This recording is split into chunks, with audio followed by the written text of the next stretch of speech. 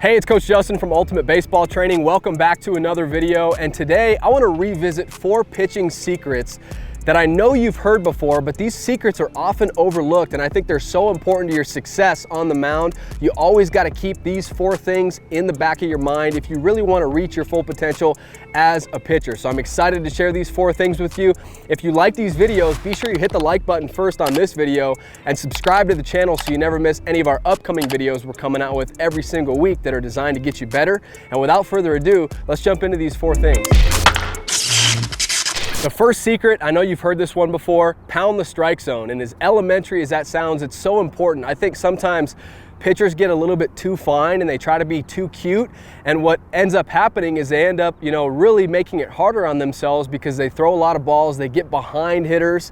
And, hitters, they have a lot of a greater chance of success to do damage against you when they're in hitters counts, when they know perhaps what pitch is coming more than likely. And so we want to avoid that. We want to constantly pound the strike zone. And the biggest thing to remember, guys, watching batting practice, watching your team take batting practice should make you feel a sigh of relief as a pitcher and give you confidence. Here's why.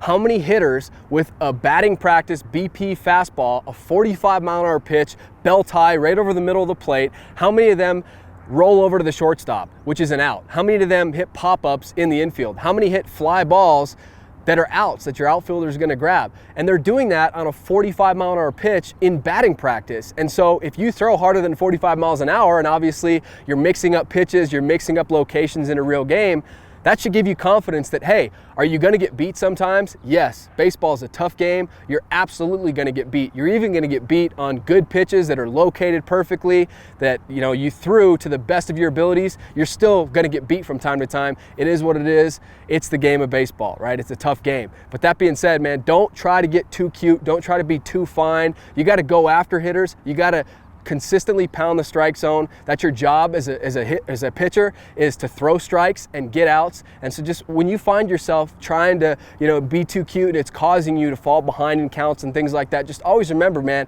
have that visual of your team taking batting practice. How many times do they get themselves out? That should give you confidence knowing, hey, I need to pound the strike zone. That's going to help me out, and that's going to help my team be in a better position to win.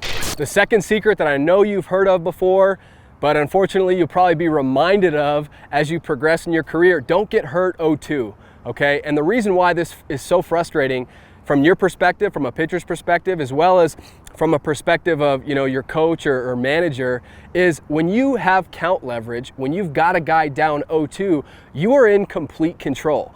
As a hitter, if you ever were a hitter when you were younger, or if you're a position player and kind of a two-way guy right now, you know that when you're down 0-2 as a hitter, you're in battle mode, right? You're in protecting the plate, but you really don't know what pitch is coming out of the hand. You, unfortunately, in that situation, are at the pitcher's mercy, and you're just hoping to put the ball in play and hit it hard somewhere, but you really have no idea what pitch is coming out of the hand, and he is in complete control. He has the advantage when the count is 0-2, right?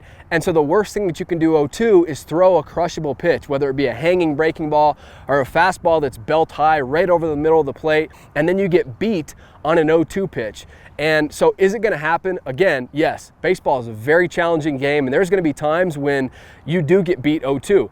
There's going to be times when you wanted to throw a curveball in the dirt and instead you hang one and a hitter hits it out of the park. It is what it is. Baseball's tough, right? Baseball is a game of failure. You're going to fail a lot. But as often as you possibly can, you want to avoid getting hurt 0-2. So that means just remember, keep it in the back of your mind that when you got a guy down 0-2, he's the one that has the problem, not you. You've got plenty of wiggle room in the count. You got plenty to work with, and he's the one up there that's thinking too much and getting brain heavy. Your job is to throw something that's still a competitive pitch, right? Because that's a big no-no, a big frustration of a lot of coaches and managers, is seeing, if you're 0-2, you got a guy 0-2 and you throw one that's 10 feet high over his head, that does nothing for you because that's an easy take.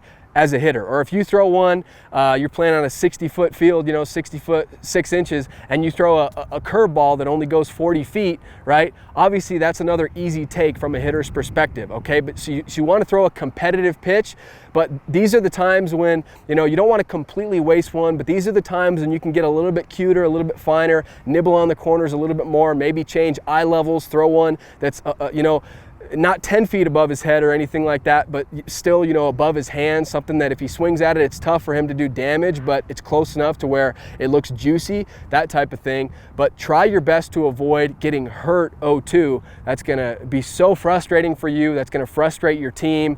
You gotta avoid getting hurt 0-2. You got leverage, now it's time to put them away. Pitching secret number 3 that I wanna share with you is keep the ball down in the zone. You're gonna have a lot more success as a pitcher if you consistently keep the ball in the lower half of the strike zone, because you're gonna have a tendency to get beat on pitches that are elevated. Now, occasionally, yes, you don't want to throw everything low in the zone. You do have to change eye levels. That's just as important as changing what pitches you throw. You wouldn't be very effective if you only threw one pitch every single time. The hitter would know what's coming. If you consistently just throw every single pitch low in the strike zone, it's sort of the same thing. So you do have to change eye levels, but here's the reason why it's so important that if you're gonna miss, more times than not, you wanna miss down, and if you, instead of just throwing it over the middle of the plate or throwing it up, here's a great reason why you wanna throw it in the lower half of the strike zone. Flip the script and think about what hitters are taught. Unfortunately, it's not something that we teach, but unfortunately, hitters are taught most of the time to swing down and to get on top of the baseball. So as a pitcher, your mentality should be, okay, great, that's what hitters are being taught. That's what's been passed down for generations. Swing down, get on top. Well, if they're gonna swing down and get on top, I'm gonna throw the ball down in the strike zone, and sure, swing down, get on top of that, and hit a rollover ground ball to my shortstop, you're out, okay?